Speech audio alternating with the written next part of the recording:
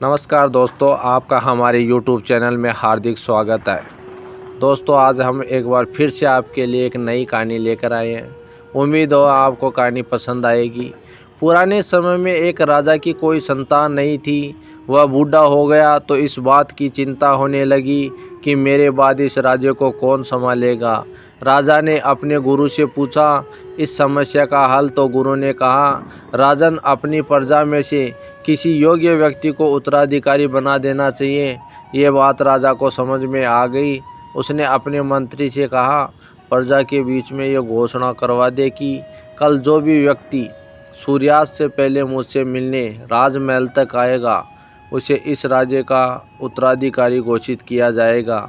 ये बात सुनकर मंत्री ने कहा कि महाराज, यह तो बहुत ही आसान है। इस प्रकार से तो पूरी प्रजा ही राजा बनने के लिए यहाँ पहुँच जाएगी। राजा ने कहा कि ऐसा नहीं होगा। जिस प्रकार से तुम इसको आसान समझ रहे हो, ये आसान नहीं है।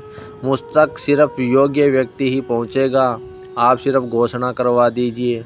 मंत्री ने राजा की आज्ञा का पालन किया और प्रजा तक संदेश पहुँचा दिया। अगले दिन बड़ी संख्या में लोग उत्तराधिकारी बनने के लिए राजमहल की ओर निकल पड़े। महल के बाहर राजा ने एक बड़े मेले का आयोजन किया था, जिसमें तरह तरह के प्रोग्राम हो रहे थे और लोग उनका आनंद ले रहे थे। नाच गाना हो रहा था, तरह तरह के स्वादिष्ट पकवान थे, कई तरह के खेल वहाँ हो रहे थे। पूरी प्रजा उस मेले में उलझ गई। अपनी अपनी पसंद के हिसाब से लोग मज़े लेने लगे। सभी ये बात भूल गए कि उन्हें राजा से मिलने जाना है। तभी वहाँ एक ऐसा युवक आया जो इन प्रलोभनों में नहीं फंसा। उसे सिर्फ अपने लक्ष्य तक पहुँचना था। वह सीधे राजमहल की ओर चल दिया। मुख्य द्वार पर 2 पहरेदार खड़े थे। उन्होंने युवक को रोका, लेकिन वह किसी तरह उनसे बचकर राजमहल में प्रवेश कर गया। अंदर पहुंचते ही उसे राजा और मंत्री सभा में मौजूद मिले।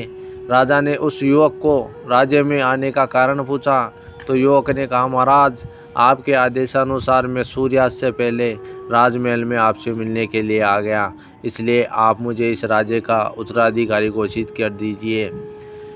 तो दोस्तों, इस कहानी से यही सीख मिलती है कि जिस प्रकार राजा ने उस युवक को वहाँ का उत्तराधिकारी घोषित किया, उसी प्रकार हमें भी सिर्फ अपने लक्ष्य पर नज़र रखनी चाहिए और निरंतर मेहनत करती रहनी चाहिए।